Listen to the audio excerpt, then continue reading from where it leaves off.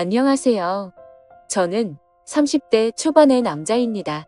지금부터 들려드릴 이야기는 어떻게 보면 많은 분들에게 손가락질을 받을 수도 있지만 제가 생각하기에는 나라마다의 문화가 다르기에 무조건적인 잘못된 만남은 아니라고 생각합니다.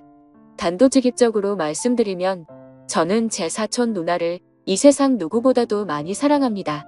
단순히 어린 마음으로 순간의 감정으로 쉽게 빠져든 게 아니라 제 목숨을 바칠 수 있을 만큼 사랑하고 있죠.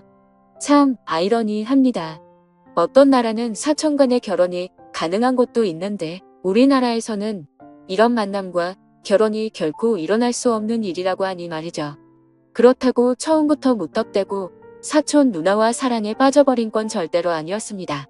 정말 세상에서 일어나는 많은 사연들을 보면서 어떻게 저런 일이 있을까 싶었지만 그런 말도 안 되는 일이 저에게도 결국 일어나고 말았던 거죠. 부디 제 사연을 읽어주시면서 무조건적인 잘못된 만남이라고 지적하기보다는 보다 나은 방법을 알려주시거나 부디 긍정적인 시선으로 바라봐 주셨으면 좋겠습니다. 왜냐하면 굳이 저를 질타하지 않으셔도 저는 충분히 많이 힘들기 때문입니다. 저는 어릴 때부터 외가댁 식구들은 자주 만나지는 않았지만 친가댁에 있는 둘째 고모네와는 유독 가까웠고 사촌들 간의 우애가 깊었습니다. 둘째 고모가 저희 아버지와 어릴 때부터 너무 잘 지내왔기에 그런 환경이 조성되었던 거죠. 아무튼 둘째 고모네는 고모부께서 외국에서 사업을 크게 하셨기에 형편이 아주 좋았습니다.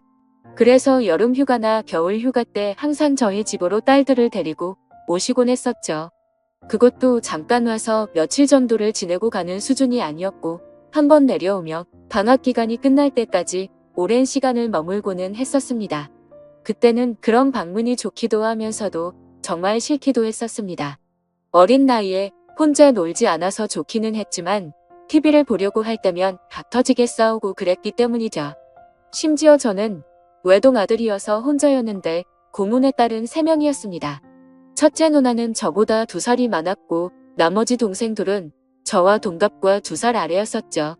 그래서 같이 친하게 잘 놀다가도 막상 싸우기만 하면 저 혼자 3명에게 둘러싸여서 엄청 울었던 기억이 나네요. 그리고 첫째 누나가 저보다 나이도 많았었고 그때 당시에는 누나가 저보다 키도 컸고 힘도 강했기 때문에 저는 말 한마디 대꾸도 할 수가 없었고 억울한 감정이 많이 들었습니다. 어떻게 보면 집주인이 손님한테 안방을 빼앗겨버린 그런 기분이었던 것 같네요. 아무튼 그렇게 몇 년 동안을 고모네 식구들한테 당하다 보니 저는 너무 짜증이 났었습니다. 학교를 다닐 때는 충분한 시간이 주어지지 않아서 실컷 놀지 못하다가 방학에 실컷 놀려고 하며 고모네가 와서 사촌들에게 제 놀이 수단을 모든 걸 빼앗겼기 때문이었죠. 지금 생각해보면 그때는 제가 사촌 누나보다 키가 커지고 힘이 강해지면 꼭 복수하리라고 이를 갈았던 것 같습니다. 그만큼 사촌 누나에 대한 증오와 분노심이 컸었던 거죠. 그런데 결국에는 제 바람과 달리 그런 복수는 이루어질 수가 없었습니다. 왜냐하면 그렇게 친하게 지내던 고모네는 고모부와의 상의 끝에 미국으로 이민을 가기로 했기 때문이었죠. 그렇게 저는 나름대로 평화를 쟁취하게 되었고 나이가 들어갈수록 그런 기억들은 희미해져 갔습니다. 물론 몇 년 동안 친남매들처럼 아주 가깝게 지냈었기 때문에 한 번씩은 연락을 주고받고는 했었죠. 하지만 고모네 첫째 딸인 사촌 누나와는 단 한 통의 연락도 주고받지 않았습니다.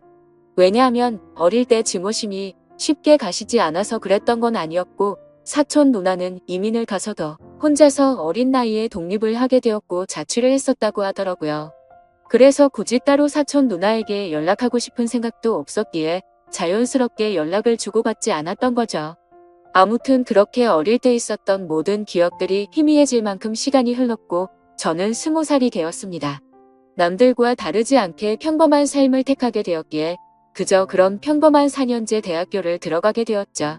삶이 미지근했던 저는 1년 동안은 대학 생활을 대충 어슬렁어슬렁 다녔습니다. 그러고서 빠르지도 느리지도 않게 곧바로 군대를 다녀왔습니다.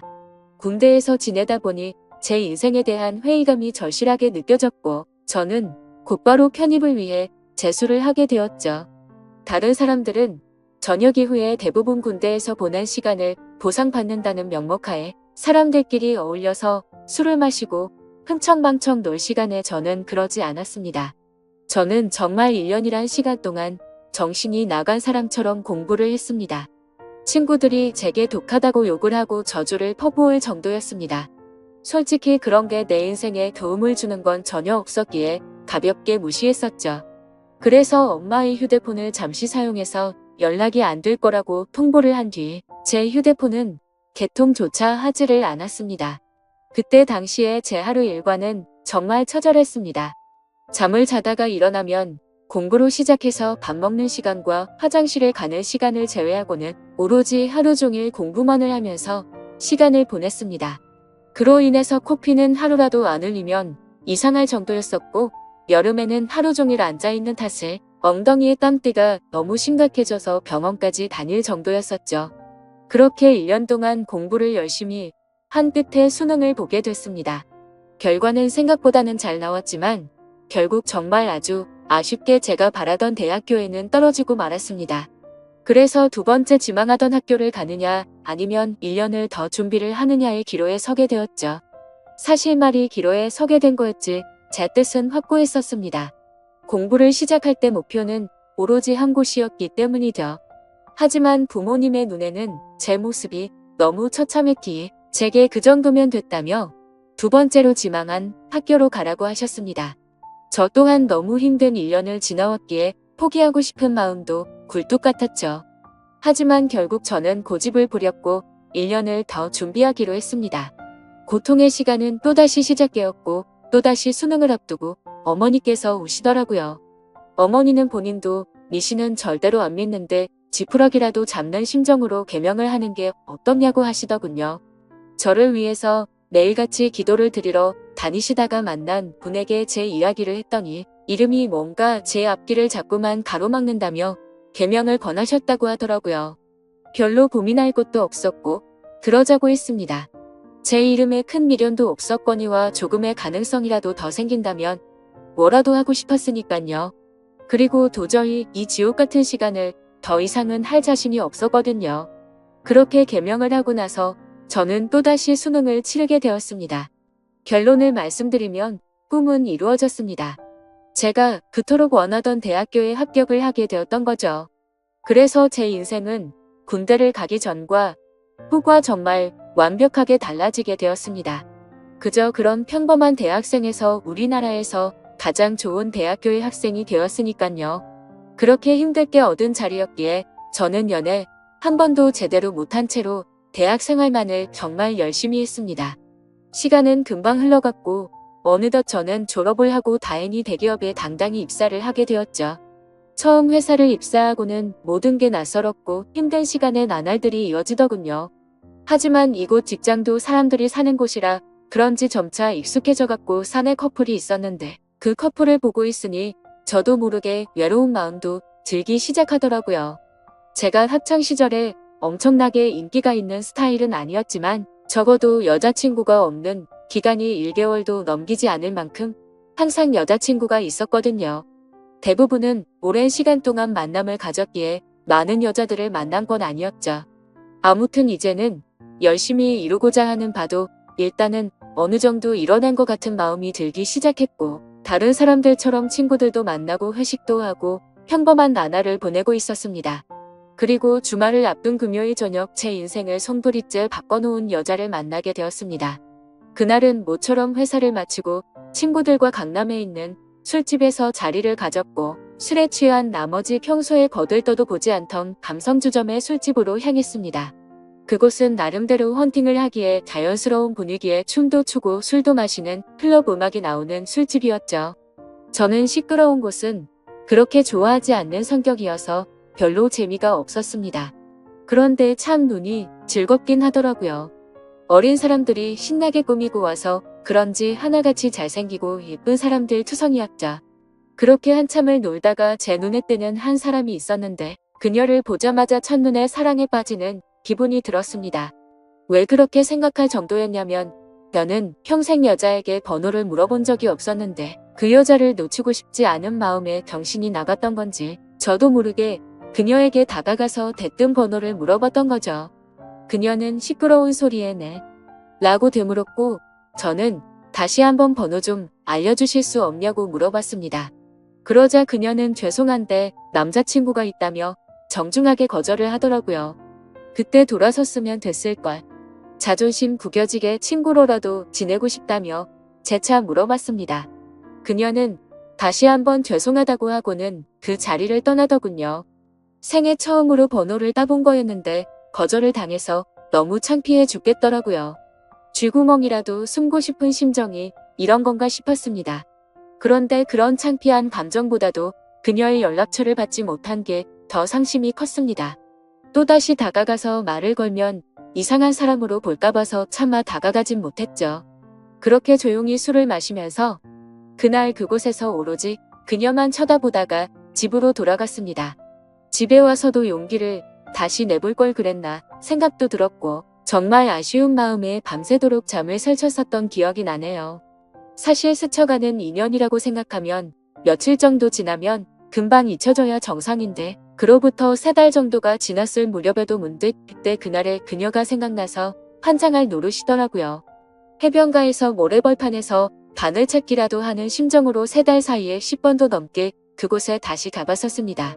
하지만 결코 다시 마주칠 수가 없어서 운명이 아닌가 보다 하고 포기하고 있었죠. 그렇게 아무 생각 없이 탕비실에서 커피를 타고 있다가 옆을 봤는데 드라마에서 보는 장면처럼 저는 너무나도 깜짝 놀라서 커피를 떨어뜨리고 말았습니다. 왜냐하면 그토록 찾아 헤매던 바로 그녀가 제 눈앞에 있었으니깐요. 그녀는 저를 보면서 이 사람이 왜 이러지 싶은 표정으로 저를 쳐다보고 있었고 저는 혹시라도 커피가 튀었을까봐 죄송하다고 고개를 숙여 사과를 했습니다. 그러자 그녀는 생긋 웃으며 저는 괜찮다며 본의 아니게 놀라게 해드려서 죄송하다고 하더라고요. 그렇게 어색한 인사를 뒤로하고 그녀의 명찰을 보니 저희 회사 명찰을 달고 있었습니다. 이게 온 걸 정말 하늘에서 내려준 운명이 이런 거구나 싶어서 너무 기뻤습니다. 기쁜 마음을 최대한 가라앉히며 조심스럽게 그녀에게 물어봤죠. 혹시 이번에 신입 봉채로 들어오신 거냐고 물어보자 그녀는 고개를 끄덕이면서 잘 부탁드린다고 대답을 하더군요. 다행스럽게도 몇 달 전 제가 번호를 물어본 사람인 건 전혀 모르는 눈치더라고요. 저는 그 순간 이 모든 상황이 너무 꿈만 같았고 제가 그녀로 인해 고민하는 걸 상담해주던 친구에게 곧바로 전화를 걸어서 자초지종을 설명해줬습니다. 친구의 반응도 어떻게 그런 일이 있을 수가 있냐며 말도 안 된다고 말하면서 놀라더라고요. 아무튼 그날 이후로는 회사에 출근하는 발걸음이 그렇게 행복할 수가 없었습니다. 그리고 그와 동시에 슬픈 마음도 쉽게 가시지가 않았죠. 왜냐하면 그녀의 손에는 커플링으로 보이는 반지가 끼어져 있었고 그동안 멍청하게 잊고 지냈던 생각이 들었습니다. 그녀는 제게 남자친구가 있었다고 한 사실이었죠. 사실 기억을 못하지는 않았지만 연락처를 달라고 하면 대충 거절하려고 남자친구가 있다고 거짓으로 대답하는 그런 거라고 믿고 싶었던 것 같습니다. 그렇게 또다시 저는 그때 감성주점에서 멀리서 쳐다만 보고 있던 제 자신을 또 보고 있는 기분이었죠. 그때 그런 생각이 들었습니다. 골키퍼가 있다고 골이 안 들어가나? 결혼을 한 것도 아니고 법적으로 문제가 되는 것도 아닌데 최선을 다해보자 싶더라고요. 저에게는 끈기와 노력이라는 제 자부심이 있었기에 그때부터 또다시 저는 불타올랐습니다. 하지만 도가 지나친 관심과 행동은 최대한 지양하였고 업무를 핑계 삼아서 가끔씩 찾아가서 업무에 대해 물어보면서 은근슬쩍 제 존재를 각인시켰습니다. 그렇게 시간은 천천히 흘러갔고 그러던 중 부서 간의 회식 자리가 잡혔습니다. 그토록 기다리던 시간이었는데 드디어 기회가 왔구나 싶어서 기분이 좋았죠. 며칠 뒤 회식이 있는 날 저는 정신을 바짝 차리고 술을 마셨고 그녀와의 사이를 더욱 가깝게 하기 위해서 최선을 다해 빈틈을 노리고 있었죠. 그러던 중 너무 긴장하면서 술을 마셔서 그런 건지 배가 아파서 화장실을 갔습니다. 거리를 보고 있는데 바깥에서 남자 소리가 들리더군요.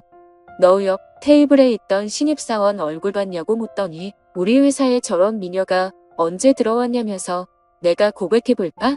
이런 식으로 웃으면서 그녀에 대한 이야기를 하고 있더라고요. 그 말을 듣는 순간 기분이 너무 불쾌했지만 뭐라고 말할 수는 없었습니다.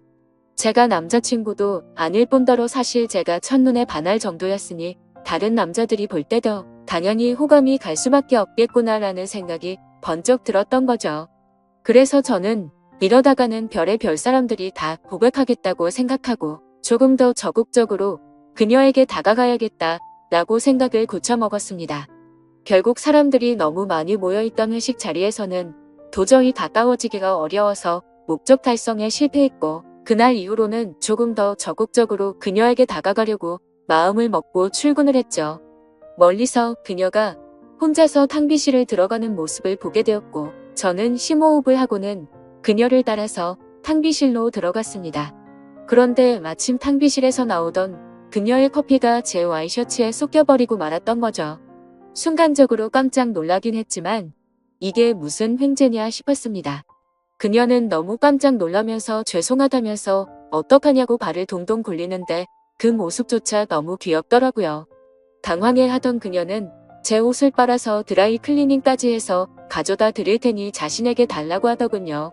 그래서 저는 탈의실에 있던 와이셔츠로 갈아입고서 점심시간에 맞춰서 그녀에게 제 셔츠를 전해줬습니다.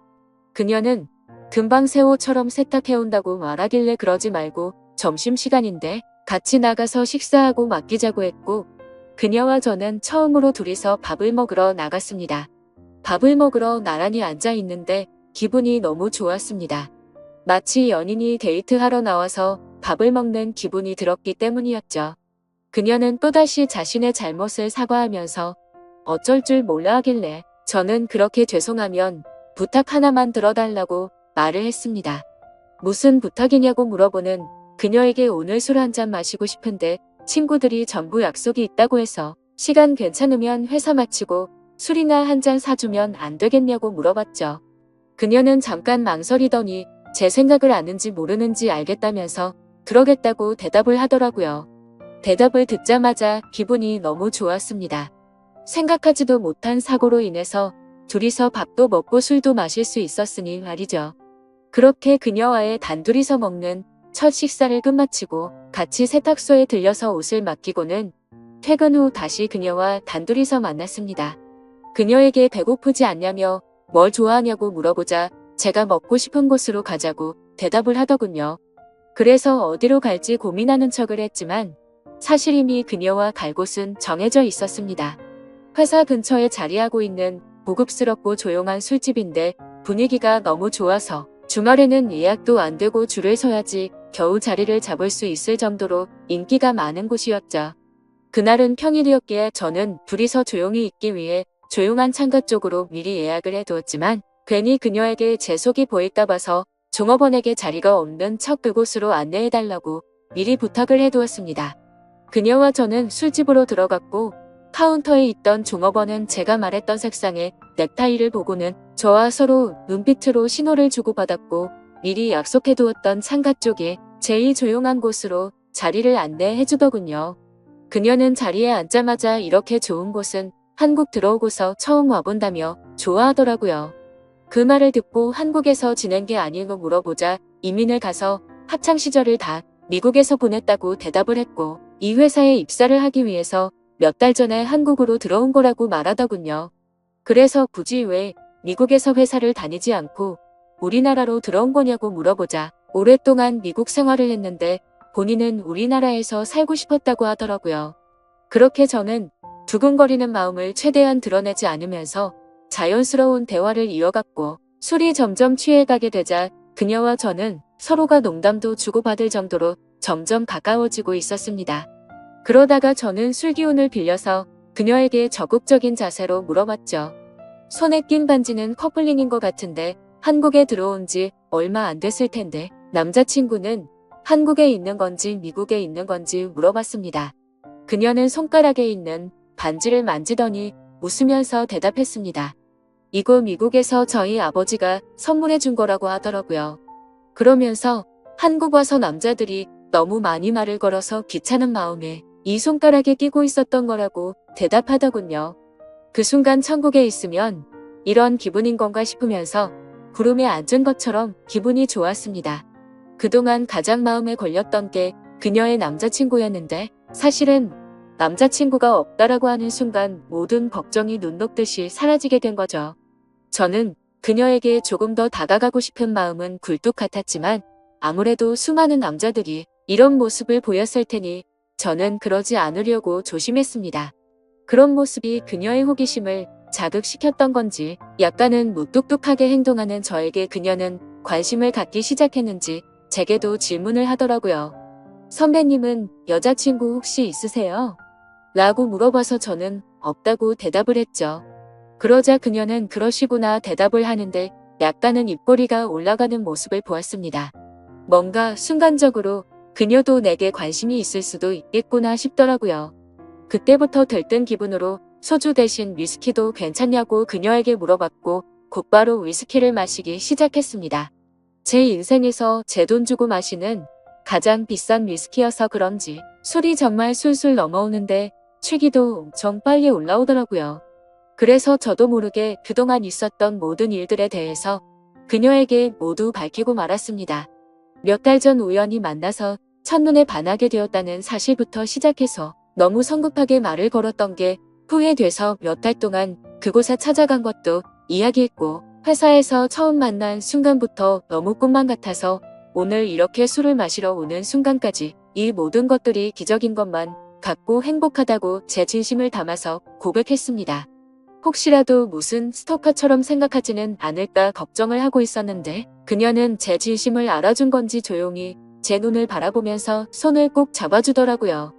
그렇게 그녀와 저는 서로의 마음을 확인한 뒤로 연애를 시작하게 되었습니다. 회사에서는 평범한 직장 동료처럼 남들은 모르게 사내 연애를 했고 퇴근을 하면 세상 어느 커플도 부럽지 않은 행복한 커플로 지내고 있었죠. 그녀와 저는 만남을 이어간 지 6개월이라는 시간이 눈 깜짝할 사이에 훌쩍 지나가 버렸는데 날이 갈수록 저희 둘의 사랑은 점점 커져갔고 더 늦기 전에 가정을 이루자고 이야기가 오고 가고 있었을 때였습니다. 행복한 순간이 한순간 불행한 순간으로 탈바꿈되는 사건이 일어나게 되었죠. 어느 날 주말 아침 일찍부터 부모님께서 분주하시더니 제게 장을 보러 가자고 하더라고요. 저는 별다른 생각 없이 부모님을 모시고 장을 보았고 오늘 무슨 일 있냐며 도대체 왜 이렇게 음식을 많이 하냐고 여쭤보았죠. 아버지는 미국에 갔던 고모네 식구들이 다 같이 한국에 들어와서 오늘 저녁에 집으로 온다고 말하셨죠. 저는 순간 어릴 때 기억이 스치듯 생각이 났고 갑자기 다들 어떻게 지내는지 궁금하더라고요. 다들 잘 지내고 있냐고 여쭤봤더니 고모부 사업이 힘들어지셔서 그렇게 잘 지내진 못한 것 같다고 하시더군요. 그래서 몇 년 동안 서로 연락도 주고받지 않다가 며칠 전에 한국에 들어온다고 고모가 연락이 온 거라고 하셨죠. 아무튼 그렇게 장을 보고 나서 그동안 얼마나 바뀌었을지 궁금한 마음에 설레는 마음으로 기다리고 있었습니다. 비록 15년 가까운 시간을 한 번도 보지는 못했지만 어릴 때 기억은 어렴풋이 남아있었으니 말이죠. 그렇게 한참을 기다리다 보니 벨이 울려 퍼졌고 고모부와 고모 그리고 3명의 딸이 들어왔습니다. 그런데 그 순간 저는 망치로 얻어맞은 것처럼 온몸이 굳어버리고 말았습니다. 그리고 마주하고 있던 한 명의 여자도 눈이 동그랗게 떠져서는 저를 바라보고 있었죠. 그 여자는 바로 제 여자친구이자 고모네의 첫째 딸인 제 사촌 누나였습니다. 순간적으로 둘 다 너무 놀랐지만 그 상황에서 아무 말도 할 수가 없겠더라고요. 식사를 하면서 이야기를 들어봤더니 고모부의 회사가 부도가 나게 되면서 미국에 있는 사업을 정리하고 지금 들어온 거였고 3명의 딸들은 1년 전에 먼저 한국에 왔다고 말씀하죠. 그리고 저와 사촌 누나가 같은 회사를 다니는 걸 알고는 둘이 마주친 적 없냐면서 놀라시는데 차마 할 말이 없었습니다. 마주치는 건 고사하고 우리가 연애를 한다는 걸 밝히면 누구 하나 뒷목 잡고 쓰러질 상황이었으니 말이죠. 그렇게 악몽 같은 시간이 지나가고 여자친구와 저는 주말 내내 서로에게 연락을 하지 못했습니다. 그리고 월요일에 출근을 했더니 여자친구는 병가를 내고 회사에도 나오지 않았더군요. 그래서 이대로 피해서는 도저히 안 되겠다 싶었고 저는 조퇴를 하고 여자친구가 혼자서 지내고 있는 집으로 찾아갔습니다. 비밀번호를 바꾼 게 아닐까 생각하면서 눌러봤더니 바꾸지는 않았더군요. 신발장을 보니 다른 사람은 역시나 없는 것 같았습니다. 고모부와 고모는 주말 동안 여자친구 집에 있다가 월요일 아침 일찍 두 딸이 지내고 있는 부산으로 내려간다고 했기에 여기에 안 계실 거란 걸 알고 있었죠. 천천히 문을 열고 들어서는데 암막 커튼으로 인해서 집안이 온통 깜깜했습니다. 저는 그 어둠에 대고 조용히 괜찮냐고 말을 꺼냈더니 그 순간 여자친구는 펑펑 울기 시작했습니다. 그런 모습을 보니까 저도 눈물이 나기 시작했고 서로가 끌어안고 한참을 울었습니다. 진지하게 서로가 앞으로 어떻게 할지에 대해서 말도 나누었습니다. 우리가 이렇게 만나는 게 맞는 걸까 아닐까 서로가 각자 한참을 생각해 보았지만 도저히 답이 나오지 않더군요. 저도 그렇고 여자친구도 지금 벌어진 이 상황이 너무 황당하고 하늘이 원망스러웠습니다. 사촌 간의 만남이 지구상에 있는 모든 사람에게 절대 안 된다란 정답이 정해져 있다면 군말 없이 따랐을 텐데 이런 경우에는 나라마다 다른데 이걸 어떻게 해야 하는 건지 너무 혼란스럽습니다. 결국 저와 여자친구도 도저히 해답을 찾을 수가 없었고 서로가 시간을 갖고 생각해 보자고 한 지가 2주가 지났는데 차마 답이 나오지가 않네요. 지금은 서로 회사에서 마주쳐도 아무 말도 못하고 있는 상황이고요. 가슴이 터져버릴 만큼 답답한데 어떻게 하는 게 맞는 걸까요? 솔직히 저는 그녀를 너무 많이 사랑하고 제 목숨도 바칠 수 있기 때문에 부모님께는 너무 죄송스럽지만 여자친구와 저와의 사이를 모두에게 비밀로 하고 아무도 모르는 다른 나라로 이민을 가서 행복하게 살고 싶습니다. 만약 여러분들에게 벌어진 상황이라면 어떻게 하실 것 같으신가요? 많은 분들의 의견을 들어보고 싶습니다. 감사합니다.